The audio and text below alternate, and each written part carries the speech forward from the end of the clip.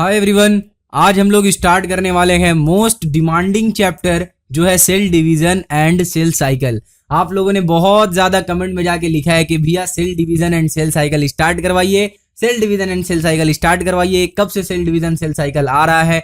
बहुत ज्यादा कमेंट किया इसके बारे में।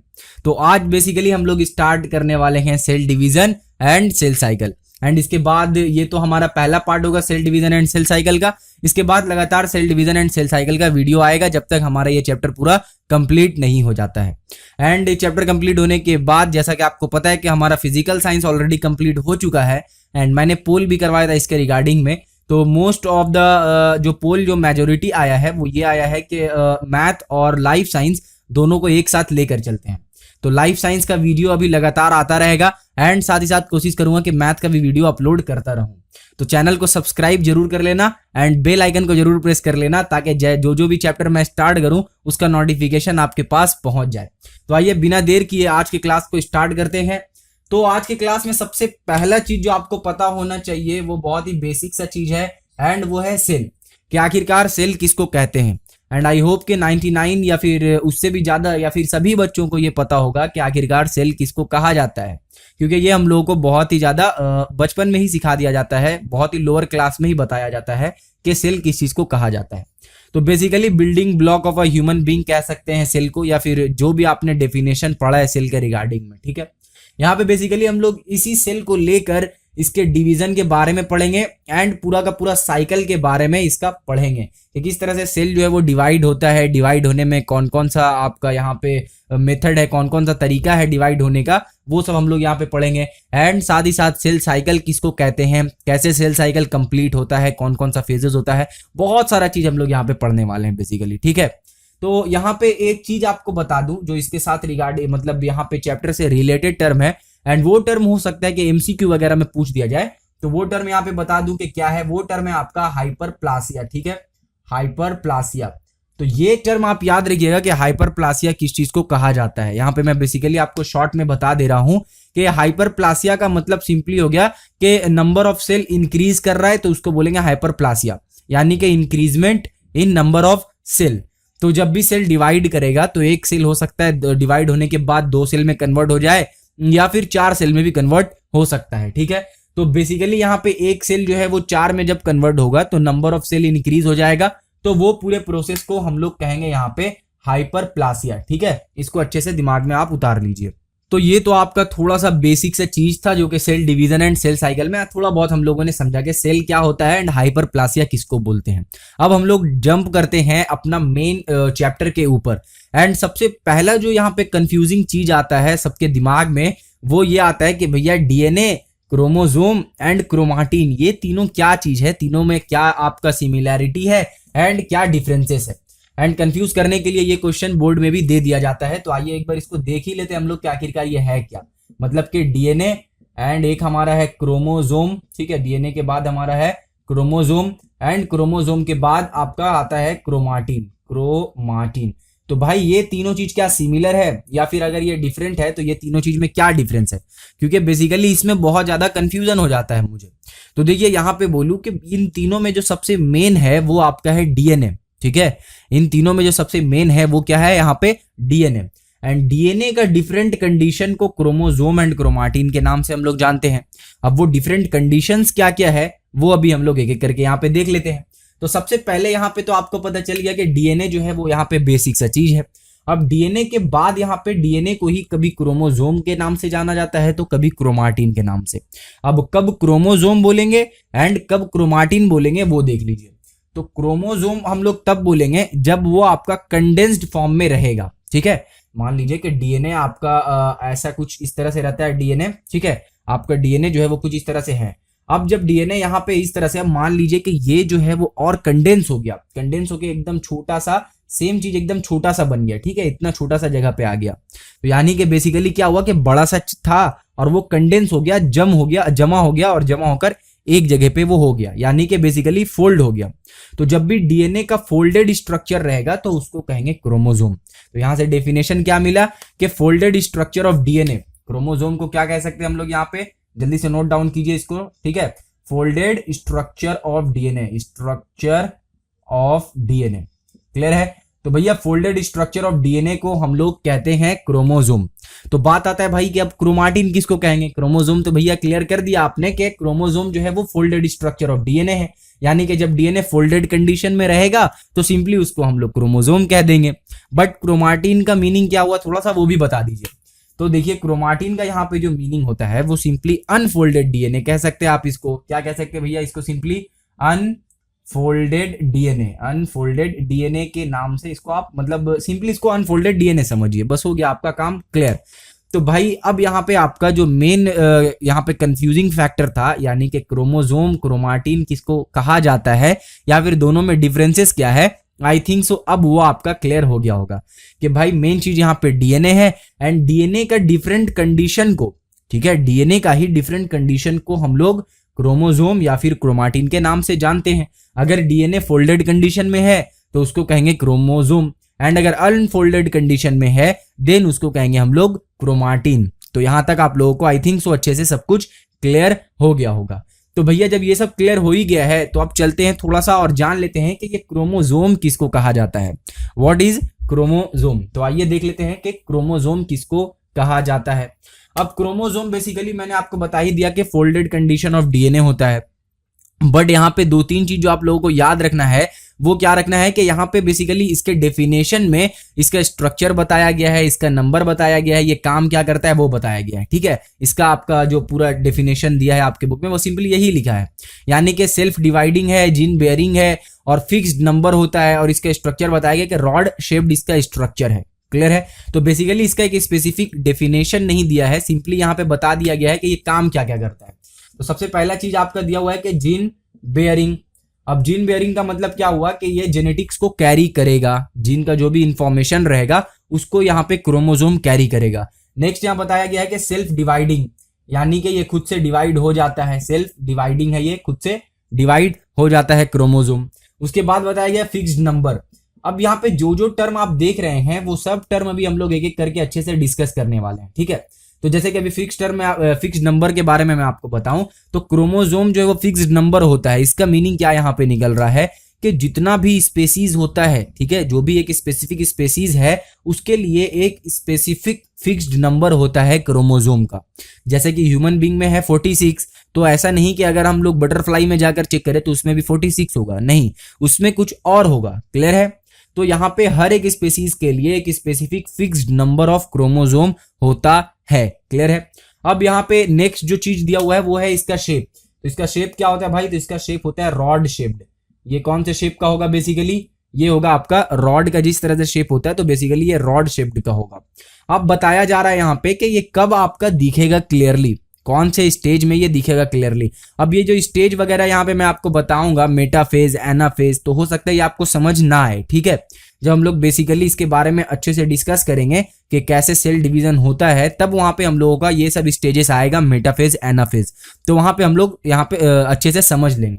तो बेसिकली यहाँ पे आपको क्या समझना है, यहाँ पे आपको जो भी बुक में आपका लिखा है कि व्हाट इज क्रोमोसोम, तो वहां पे बेसिकली आपका क्रोमोसोम का एग्जैक्ट डेफिनेशन नहीं दिया है। वहां पे आपका बताया गया है कि gene bearing, self dividing, fixed number, rod shaped का स्ट्रक्चर होगा और क्लियरली विजिबल हो जाएगा मेटाफेज एंड एनाफेज के दौरान, ठीक है, उसको हम लोग कह देंगे क्रोमोसोम। तो यहाँ पे आप लोग क्रोमोसोम का सिंपल डेफिनेशन समझे तो folded structure of DNA is termed as chromosome, यानी कि जब डीएनए का जो स्ट्रक्चर है वो फोल्डेड रहेगा, यानी एक जगह पे कंप्रेस्ड रहेगा, या फिर यूं कह ले कि जब कंडेंस रहेगा वो, तो उस वक्त वो क्रोमोसोम कहलाएगा। एंड जब वो अनफोल्डेड कंडीशन में रहेगा डीएनए तब कहलाएगा वो क्रोमाटिन।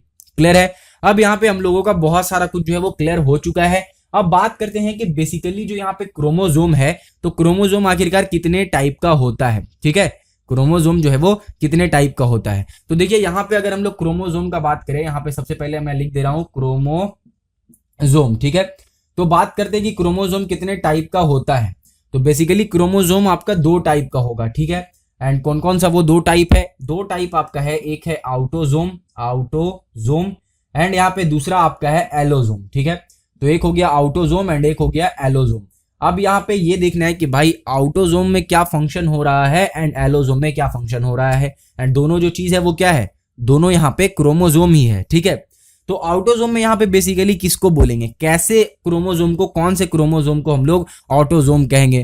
तो देखिए ऑटोजोम हम लोग वो सब क्रोमोजोम को कहेंगे जो कि हमारे बॉडी के सोमैटिक कैरेक्टर्स को कंट्रोल में रखता हो। अब सोमैटिक कैरेक्टर क्या होता है भाई, सोमैटिक कैरेक्टर है हमारे आई का कलर, ठीक है, आई का कलर है सोमैटिक कैरेक्टर, हाइट हमारा है सोमैटिक कैरेक्टर, ठीक है, हाइट हमारा है सोमैटिक कैरेक्टर, और बहुत सारा चीज हमारा स्किन टोन, स्किन टोन क्या है भाई, तो स्किन टोन भी है सोमैटिक कैरेक्टर, क्लियर है। तो ऑटोजोम क्या करेगा कि ये रिस्पॉन्सिबल होगा, ये रिस्पॉन्सिबल होगा, या फिर रिस्पॉन्सिबल के जगह पे हम लोग अच्छे से लिख सकते हैं कि ये कंट्रोल करेगा, ये कंट्रोल करेगा आपका सोमैटिक कैरेक्टर को, ठीक है, सोमैटिक कैरेक्टर को ये कंट्रोल करेगा। सिंपली जल्दी से अपने कॉपी में इसको नोट डाउन कीजिए कि ऑटोजोम जो होगा वो सोमैटिक कैरेक्टर्स को कंट्रोल करेगा बॉडी का। अब वो बहुत सारा सोमैटिक कैरेक्टर होता है, तो जितना भी कैरेक्टर आपका आता है वो सब सोमैटिक कैरेक्टर के अंदर आता है, एक्सेप्ट वन कैरेक्टर, और जो होता है कि सेक्स डिटर्मिनेशन। अब एक एक्सेप्ट यहाँ पे हो गया, दैट मीन्स कि वो आ जाएगा एलोजोम के अंदर में। तो एलोजोम कौन से क्रोमोजोम को कहेंगे, तो वो क्रोमोजोम जो कि रिस्पॉन्सिबल होगा सेक्स डिटर्मिनेशन के लिए, ठीक है, वो क्रोमोजोम जो कि इंपॉर्टेंट होगा सेक्स डिटर्मिनेशन के लिए, सेक्स डिटर्मिनेशन, ठीक है। अब यहाँ पे सेक्स डिटर्मिनेशन का क्या मीनिंग निकल रहा है थोड़ा सा वो भी मैं एक्सप्लेन कर दे रहा हूं ताकि आपको समझ में आ जाए। सेक्स डिटर्मिनेशन का मतलब कि जो बेबी बॉर्न होगा वो मेल होगा या फिर फीमेल होगी, ये आपका डिफाइन करेगा एलोजोम, क्लियर है। तो एक पेयर क्रोमोजोम का ऐसा होता है जो ये डिफाइन करता है कि जो बेबी बॉर्न होगा वो मेल या फिर फीमेल होगा, ठीक है, मेल होगा या फिर फीमेल। तो इस चीज को डिसाइड कौन करेगा, इस चीज को डिसाइड करेगा ये एलोजोम। तो ये चीज अच्छे से याद रखिएगा कि एलोजोम जो है वो सेक्स डिटर्मिनेशन करता है, एंड ऑटोजोम जो है वो सेक्स डिटर्मिनेशन के अलावा जितना भी कैरेक्टरिस्टिक्स होता है बॉडी में उसको मेंटेन करता है। अब वो चाहे आपका स्किन कलर हो या फिर आपका हाइट हो या फिर आई कलर हो, वो कैसा होगा, आप टॉल होइएगा या फिर शॉर्ट होइएगा, आपका स्किन टोन ब्राइट होगा या डार्क होगा, ये सब कुछ डिपेंड करेगा ऑटोजोम के ऊपर में। एंड मेल और फीमेल ये दोनों डिपेंड करेगा एलोजोम के ऊपर में, यानी कि जो बेबी बॉर्न होगा वो मेल है या फिर फीमेल होगा, ये डिपेंड करेगा आपका एलोजोम के ऊपर में। तो आई थिंक सो कुछ हद तक आपको यहाँ पे एक विजुअलाइजेशन मिल चुका होगा, एक आपको जनरल आइडिया मिल चुका होगा कि आपका क्रोमोजोम में जो ऑटोजोम है वो क्या करेगा एंड जो एलोजोम है वो क्या करेगा, एंड बेसिकली दोनों चीज है क्या वो भी आपको यहाँ पे पता चल गया होगा। तो अब तक हम लोगों ने क्या पढ़ा भाई, अब तक हम लोगों ने पढ़ा कि सेल, उसके बाद हाइपरप्लासिया के बारे में पढ़ा, जल्दी जल्दी शॉर्ट नोट बना लीजिए अगर नहीं बनाया तो, दैट्स वाई मैं एक बार फिर से इसको रिपीट कर रहा हूं। तो सबसे पहले आपको सेल जानना है कि सेल क्या है, उसके बाद जानना है हाइपरप्लासिया किसको कहते हैं, तो increase in number of cell को कहते हैं हाइपरप्लासिया। उसके बाद मैंने बताया कि डीएनए, क्रोमोजोम एंड क्रोमाटिन, इन तीनों में बेसिकली डिफरेंसेस क्या है एंड क्या ये तीनों सेम चीज है या डिफरेंट चीज है, ये चीज मैंने आपको अच्छे से बताया। उसके बाद हमने एक क्रोमोजोम का ओवरव्यू देखा था, क्रोमोजोम किस चीज को कहा जाता है, एंड आफ्टर दैट क्रोमोजोम के बाद हम लोग देखते हैं कि क्रोमोजोम का कितना टाइप है। तो बेसिकली यहाँ पे दो टाइप हम लोगों को दिखा क्रोमोजोम का, एक हमारा यहाँ पे मिला एलोजोम एंड दूसरा मिला ऑटोजोम। एलोजोम यहाँ पे किसको बोल रहे हैं, एलोजोम बोल रहे हैं उसको जो कि आपका पूरे का पूरा सोमैटिक कैरेक्टर को कंट्रोल में रख रहा है, ठीक है, जितना भी सोमैटिक कैरेक्टर है उसको कंट्रोल में रख रहा है। एंड यहाँ पे एलोजोम क्या कर रहा है, एलोजोम जो है वो सेक्स डिटर्मिनेशन को कंट्रोल कर रहा है, क्लियर है। तो अब बात करते हैं कि जब भी क्रोमोजोम होगा तो ऑटोजोम कितना होगा एंड एलोजोम कितना होगा। तो यहाँ पे देखिए सिर्फ वन पेयर जो है वो एलोजोम होगा, जितना भी क्रोमोजोम अगर होगा, मान लीजिए कि ह्यूमन बींग्स में अगर देखें तो ह्यूमन बींग्स में 23 पेयर्स ऑफ क्रोमोजोम होता है। अगर ये नहीं पता तो इसको भी नोट डाउन कर लीजिए, ठीक है, कि ह्यूमन बींग्स में 23 पेयर्स ऑफ क्रोमोजोम होता है, क्लियर है। अब जब 23 पेयर्स ऑफ क्रोमोजोम होता है तो उसमें एलोजोम कितना होगा, एलोजोम होगा वन पेयर, एलोजोम होगा वन पेयर, ठीक है। तो वन पेयर आपका होगा एलोजोम और 22 पेयर्स जो होगा वो आपका हो जाएगा ऑटोजोम। बात समझ में आ रही है, यानी कि सिर्फ और सिर्फ वन पेयर जो है वही डिसाइड करेगा कि मेल होगा कि फीमेल होगा। अब वन पेयर में मतलब यहाँ पे दो क्रोमोजोम का, वन पेयर का मतलब क्या होता है भाई, दो होगा इसके अंदर, ठीक है, वन पेयर का मतलब दो होगा इसके अंदर, एक जो रहेगा वो मेल एक रहेगा जो वो मेल को डिसाइडिंग फैक्टर रहेगा और दूसरा रहेगा फीमेल डिसाइडिंग फैक्टर रहेगा, ठीक है। तो बेसिकली यहाँ पे वन पेयर इसीलिए क्योंकि एक मेल को डिसाइड करने वाला एक फीमेल को, दोनों यहाँ पे मौजूद रहेगा, क्लियर है। अच्छा तो भाई ये रहा आपका पूरा ओवरव्यू। अब थोड़ा सा हम लोग और डिटेल में जाते हैं और देख लेते हैं कि क्रोमोसोम नंबर एग्जैक्टली बोलते किसको है, व्हाट इज क्रोमोसोम नंबर, ठीक है। ये भी क्वेश्चन पूछ दिया जाता है आपका 2 मार्क्स या फिर 2 मार्क्स टाइप का क्वेश्चन में ये पूछा जा सकता है कि क्रोमोसोम नंबर किसको कहा जाता है, क्रोमोसोम नंबर, ठीक है। तो बेसिकली क्रोमोसोम नंबर किसको कहेंगे वो भी एक बार हम लोग यहाँ पे देख लेते हैं। तो देखिए हर एक स्पेसिफिक स्पेसीज के लिए एक फिक्स्ड नंबर ऑफ क्रोमोसोम होता है, ठीक है। तो जितना भी आपका स्पेसीज है, अब चाहे वो आप ह्यूमन बींग्स ले ले या फिर आप बटरफ्लाई वगैरह ले लें या फिर आप कोई प्लांट का ले सकते हैं, जैसे कि पी प्लांट के बारे में हम लोग आगे पढ़ेंगे जब हम लोग आगे ये चैप्टर मूव करेंगे, यानी कि जब हमारा कंटिन्यूटी ऑफ लाइफ कंप्लीट हो जाएगा तो हम लोग एक और चैप्टर पढ़ेंगे जिसमें बेसिकली हम लोग डील करेंगे किस चीज से, बेसिकली हम लोग डील करेंगे वहां पे पी प्लांट वगैरह से, ठीक है। तो उसमें हम लोग अच्छे से पढ़ेंगे। तो यहाँ पे बेसिकली क्या बताना चाह रहा हूं मैं कि क्रोमोसोम नंबर का मतलब क्या होता है, ठीक है। ज्यादा अभी आगे वाले चैप्टर के बारे में बात नहीं करते हैं, जब वहां पहुंचेंगे तो उसके बारे में बात कर लेंगे, ठीक है। फिलहाल मैं बता रहा हूं कि व्हाट इज क्रोमोसोम नंबर। तो देखिए क्रोमोसोम नंबर जो है वो बेसिकली एक स्पेसिफिक नंबर है जो कि हर स्पेसीज के लिए सिमिलर होता है, यानी कि हर एक स्पेसिफिक के लिए एक फिक्स्ड होता है। क्लियर है। अब यहाँ पे अगर बात करें हम लोग ह्यूमन बींग्स के बारे में, ठीक है, यहाँ मैन नहीं मैं ह्यूमन बींग्स लिख देता हूं। तो ह्यूमन बींग्स ये हो गया आपका ह्यूमन बींग्स। अब ह्यूमन बींग्स में कितना होता है यहाँ पे वो मैं लिख दे रहा हूं। तो ह्यूमन बींग्स में बेसिकली होता है 23 पेयर्स, एंड 23 पेयर्स का मीनिंग क्या हुआ भाई कि आपका 46 क्रोमोसोम प्रेजेंट होगा। क्लियर है। नेक्स्ट यहाँ पे एक एग्जांपल और लेते हैं, वो है बटरफ्लाई का एग्जांपल, ठीक है। बटरफ्लाई का एग्जांपल लेते हैं। तो बटरफ्लाई का एग्जांपल है, तो बटरफ्लाई में कितना होता है भाई, तो बटरफ्लाई में टोटली होता है आपका 16 पेयर्स। अब 16 पेयर्स का मतलब हो गया 32 क्रोमोसोम्स यहाँ प्रेजेंट होता है। इसी तरह से अगर हम लोग पी प्लांट का ले लें, तो पी प्लांट में क्या होगा, पी प्लांट में आपका नंबर ऑफ क्रोमोसोम हो जाएगा 7 पेयर्स। 7 पेयर्स मतलब क्या हो गया यहाँ पे, 7 पेयर्स का मतलब हो गया 14 क्रोमोसोम, ठीक है। तो बेसिकली क्रोमोसोम नंबर किसको कहेंगे वो आपको अब तक समझ में आ गया होगा कि क्रोमोसोम नंबर बेसिकली हम लोग कहेंगे कि हर एक स्पेसिफिक स्पेसीज के लिए, ठीक है, हर एक डिफरेंट स्पेसीज के लिए एक स्पेसिफिक नंबर ऑफ क्रोमोसोम जो है वो फिक्स्ड रहता है, यानी कि उसका जितना भी जेनरेशन आता चला जाएगा। अब ह्यूमन बींग्स में जितना ह्यूमन बींग्स आप चेक करेंगे तो सब में नंबर ऑफ क्रोमोसोम क्या रहेगा, 23 पेयर्स ही रहेगा, ठीक है। तो कैरेक्टरिस्टिक्स नंबर ऑफ क्रोमोसोम जो कि हर सोमैटिक सेल में प्रेजेंट रहता है किसी भी ऑर्गेनिजम्स का, जो कि कांस्टेंट है एक पर्टिकुलर स्पेसीज के लिए, अब चाहे वो प्लांट हो या फिर एनिमल हो, उसी को हम लोग कहेंगे chromosome number of that species, जिस स्पेसीज के बारे में हम लोग बात करेंगे। तो बेसिकली यहाँ पे आपको क्रोमोसोम नंबर भी समझ में आ गया होगा, ठीक है। अब यहाँ पे एक चीज और मैं बता दूं आपको, और उसके बाद हम लोग इस क्लास को, आज के लेक्चर को फिनिश करेंगे एंड बाकी का नेक्स्ट लेक्चर में हम लोग देख लेंगे। तो और जो एक चीज मैं बताने वाला हूं यहाँ पे वो क्या है वो देख लीजिए। यहाँ पे मैं आपको बता रहा हूं कि सोमैटिक सेल क्या होता है एंड जर्म सेल क्या होता है, ठीक है। बेसिकली सेल जो है वो दो तरीके का होता है, एक होता है सोमैटिक, आपने पहले पढ़ा होगा कि सेल जो है वो आपका एक क्या होता है, एक प्रिमिटिव सेल होता है, मतलब यूकैरियोटिक प्रोकैरियोटिक टाइप का। लेकिन यहाँ पे हम लोग बात करेंगे क्रोमोसोम के रिगार्डिंग में, ठीक है। तो क्रोमोसोम के रिगार्डिंग में एक होता है आपका सोमैटिक सेल एंड एक होता है जर्म सेल, ठीक है। एक होता है सोमैटिक सेल एंड एक होता है आपका जर्म सेल। अब सोमैटिक सेल किसको कहेंगे एंड जर्म सेल किसको कहेंगे वो देख लेते हैं, ठीक है।